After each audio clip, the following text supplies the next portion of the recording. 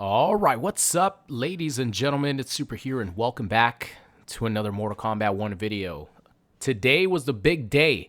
Chaos Reign's official announcement trailer was revealed, along with a bunch of information of upcoming changes and updates to Mortal Kombat 1, including the 6 DLC characters we're going to be getting in Combat Pack number 2. Starting September 24th, which is really close. Like, time goes by like that. It's crazy. It's got, like, we're almost at the end of the year. It's insane. We're like at the 1-year anniversary of Mortal Kombat 1, pretty much. It's crazy how fast time flies. But we're starting September 24th. We're going to be getting, well, let's introduce the characters before anything. Obviously, if you guys are excited about the new update, Combat Pack 2, leave a thumbs up on the video. I really appreciate the support on my reaction video. I really appreciate the support, guys. I love you all. Leave a like on this video for me. Let's introduce our Combat Pack 2.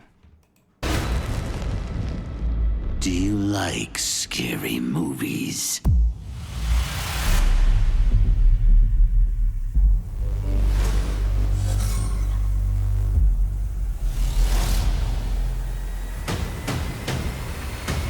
There you have it. That is our Combat Pack 2 for Mortal Kombat 1. Those are the DLC characters we're going to get in the foreseeable future. I'm going to go one by one, starting from the left to the right. And it's pretty appropriate with my opinions on, the characters. Well, not really, because then the Mortal Kombat characters will be, like, first on the left. But let's talk about all these DLC characters and my honest opinion on them. Starting with Ghostface. Number one, as far as all these DLC characters, I already knew they were going to be in the game from months and months ago because of the data mining and all that. Sometimes the data mining doesn't always come true, but a lot of times, if there's a lot of evidence, it's going to happen. So I already knew that these characters were going to be in the game. So I already have my opinions on them, even from way before. So let's talk about Ghostface.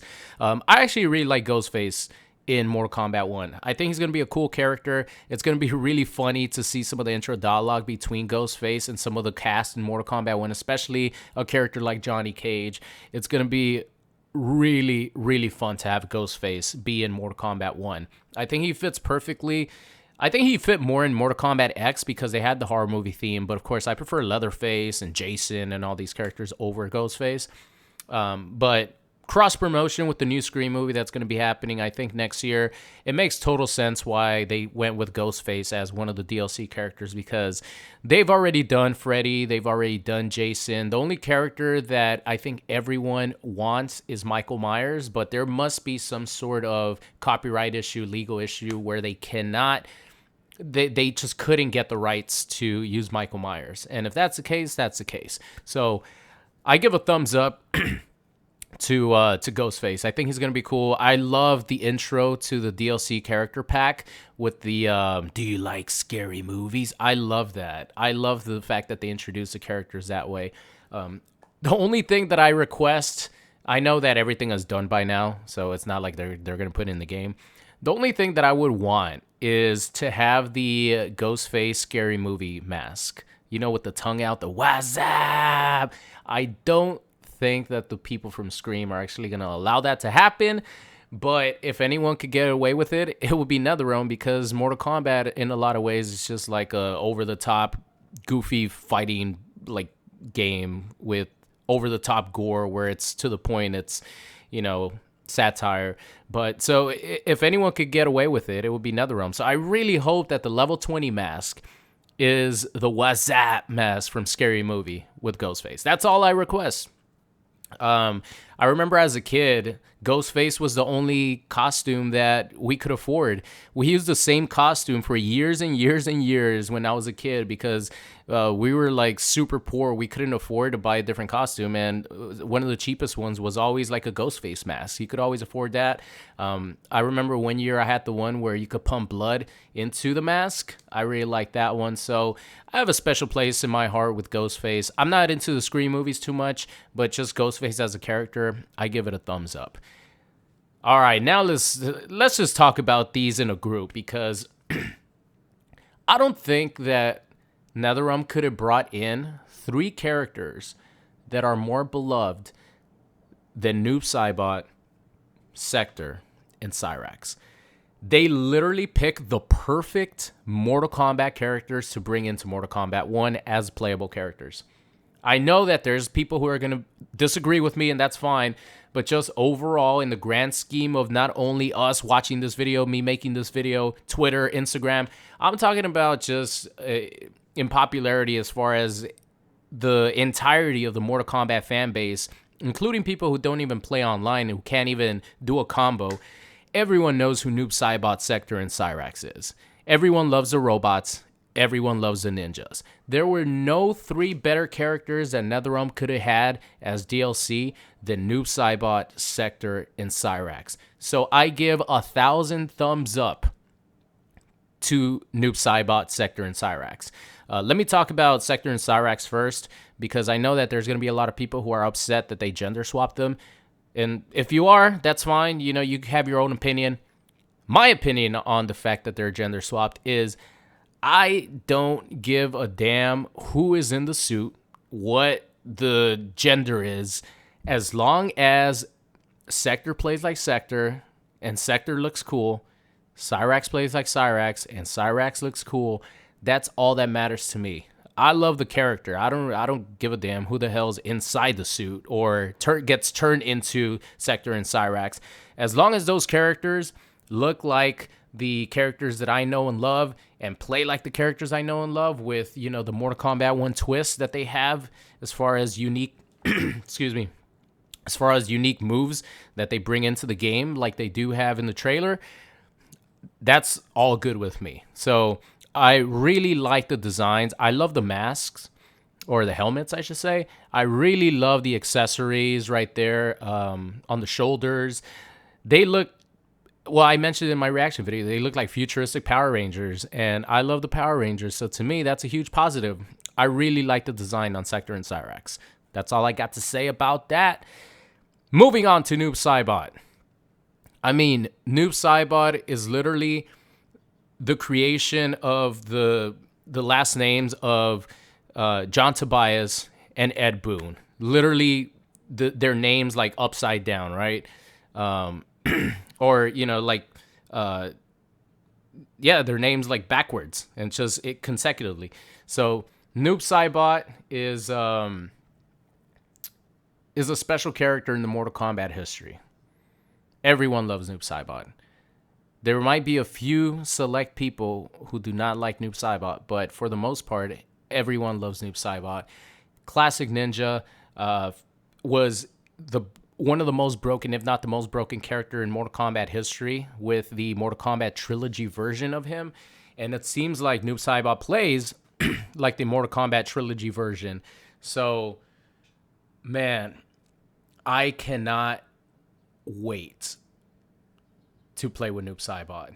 The fact that he plays, it seems like he plays a lot closer to his Mortal Kombat trilogy form, has me even more excited. I will say that this, sorry, I just ate, excuse me. I will say that this graphic doesn't do him justice because he looks kind of plain right here, right? Especially blending in with Ghostface is a pretty plain canvas other than his mask. He looks so much better in motion and in the story mode trailer. He looks so sick. He looks really, really sick. And I love the fact that his shadow attacks are mixed in with chaos energy or chaos powers. Because obviously Titan Havoc is the one that sort of creates Noob Saibot from injecting, I guess, blood magic with chaos. I don't know what it is. All I know is that he creates Bihan Sub-Zero from our timeline, and he creates Noob Saibot from that. So I can't wait to see how that unfolds in the story, and if Bihan is gonna, like, before he gets injected and before he turns into Noob Saibot, if Bihan is scared, if he's if he wants that to happen, it's going to be really interesting to see. Like, is he going to embrace the fact that he's going to turn into Noob Saibot? I know once he turns into Noob Saibot, he embraces Noob Saibot. But like beforehand, it looks like he's scared of me. It's gonna be a little sad if it's done without his consent, I guess. How his Titan Havoc doesn't go fuck. But anyway, these three characters, I don't think they could have picked better three Mortal Kombat characters. To me personally, there will always be people, they want Sonya, they want Jade. I want Aaron Black and Cassie. But these characters, just overall, for the whole fan base, they couldn't have picked three better characters than Noob Saibot, Sector, and Cyrax. I can't say anything else better than what I've already said. Like, it's perfection. All right, now let's go on to what you guys probably wanted to see, which is me talking about Conan and the T1000. I'm going to try to keep this short because, honestly, I've had the same opinion since I found out that there were going to be DLC characters via data mining. It makes little sense why Conan is going to be a DLC character. The only thing that I could think of is to get Arnold on board to be the Terminator in Mortal Kombat 11, they had to sign him to a 2-game deal. That's the only way that I see Conan being in here, obviously with Arnold's face capture.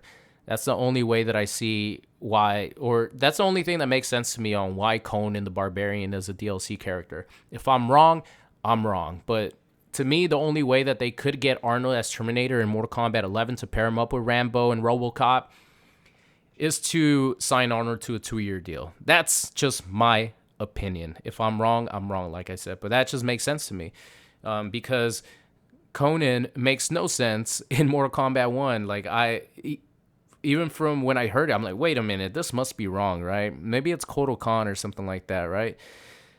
But Conan makes no sense being in Mortal Kombat 1. Now, I'm going to say this.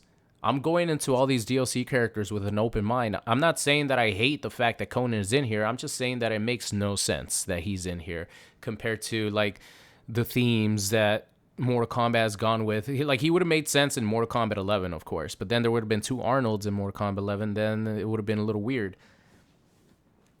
So, I don't know. To me, Conan is just like whatever to me. I'm going to play him, obviously. I'm going into it with an open mind. One thing that could make Conan make more sense is if they have a premier skin of Kotal Khan. If they have a Kotal Khan skin to go over Conan, you could either pick Conan as Arnold, or you could have Kotal Khan, like a Kotal Khan skin. So then you could play Kotal Khan instead of Conan. That would be really cool because they had stuff like that in Injustice 2 where you have a premier skin and you could play a different character. Like you could play Jay Garrett Flash, or you could play Bruce Wayne Batman instead of Batman, and they still play the same. It's just a different skin. That would be really cool, in my opinion, because then you would get like Kotal Khan and Conan the Barbarian. So my opinion, it's whatever to me. To me, obviously, I would have picked a different guest character. They're going for villains right here, right? T1000's a villain. I don't know if Conan's a villain. Honestly, I've never watched the movie, but imagine they would have had like Art the Clown in here or something like that from Terrifier. That would have been so sick. But obviously they went with Conan, and to me, he's like a whatever. He's like average to me. Like if I were to put a number, I still have to talk about T1000, so I guess I'll talk about him. But to me, Conan is like whatever. The T1000 has me more interested because the T1000 could have really unique combat style because he could shapeshift, and he could change his hands into different weapons. I'm really excited about that. As far as the character choice, the T1000, it would have made so much more sense to have him in Mortal Kombat 11. But I guess they probably couldn't get the rights to him in Mortal Kombat 11. It would have made more sense to have the T1000, T800 be in the same game together. But the T1000 has me more excited than Conan because the gameplay aspect. I think the gameplay aspect, they could go crazy with him and make him very unique. So that's what I have to say about those two. I'm not going to shit on them like everyone else is. Well, I mean, I'm kind of like shitting on them anyway, but I'm not going to take it over the top like some people are like, oh my God, this is the worst combat pack ever. It's impossible to have the worst combat pack ever when we have Noob Saibot, Sector, and Cyrax as DLC characters. But that's just my opinion. So Conan, T1000, to me, they're just like whatever. I'm going into it with an open mind, and I'm hoping that their gameplay speaks for itself and that they're a lot of fun. So giving overall scores, I'm going to go 8 out of 10 for Ghostface, 10 out of 10 for Noob Saibot, Sector, and Cyrax. I'm going to go like a 5 for Conan and a 5 for... Actually, I'm going to go like a 3 for Conan, and I'm going to go for a 5 for the T1000. So that's my rating on excitement level. To me, Conan's like, it makes 0 sense to me, so I'm like not excited at all, but I'm going into it with an open mind. I'm kind of excited for T1000 because they can make his gameplay unique, and then the other ones I'm very excited. So that's it for me, ladies and gentlemen. Thank you so much for watching. Let me know down below your thoughts on Combat Pack number 2 and all these DLC characters. But thank you so much for watching, and I will see you guys next time.